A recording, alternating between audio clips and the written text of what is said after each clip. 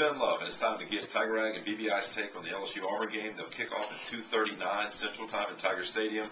There's going to be a lot of different parts moving around for the purple and gold, and then the blue and orange as well, some people we maybe didn't expect. The first news came from Gene Chizik earlier in the week. Clint Mosley going to get the start instead of Barrett Trotter at quarterback for the War Eagles. Mosley from Leroy, Alabama, only 9 career passes under his belt. The majority of those came in the second half against Florida last week, so how quickly he could develop is going to be huge for Auburn.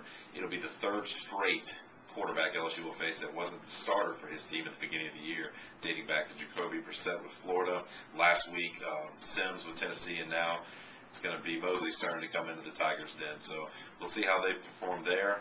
He'll do well to hand it to Michael Dyer an awful lot. Dyer's getting it about 21 times a game, running for 107 yards. I think he's the key to tomorrow's game for Auburn, for them to really stay in the game.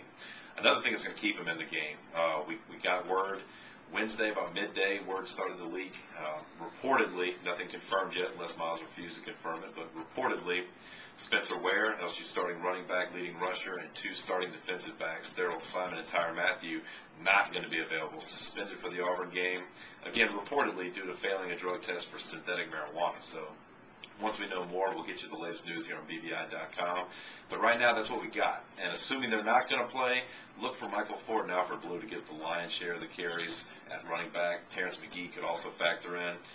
Charles Hannegriff, who writes here for BBI and is obviously very important at 104.5 and all of the guarantee stations, he's reporting that Alfred Blue is going to get the start. So we'll look to see what's going to happen there. This may also point toward an increased use of Jordan Jefferson because they like to see what he can do in the running game, so they may get him back in the shotgun, just like the second half of the Tennessee game with J.C. Copeland by his side, and see if they can't lead him on some runs off left and right tackle. So that's who's going to get your looks at running back if Spencer Ware can't go. In the defensive backfield, the word is that Brandon Taylor may do a good bit of pushing down the corner, and Craig Lawson will play safety opposite Eric Reed. So in the event that doesn't happen, it'll be Ron Brooks at corner.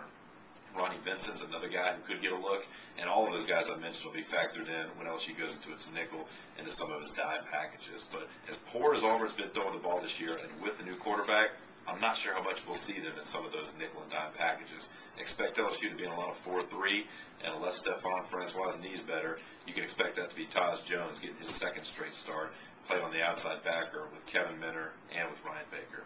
That's a preview of the game. Stay tuned here to BBI.com for all the rest of the coverage this weekend against LSU and Auburn.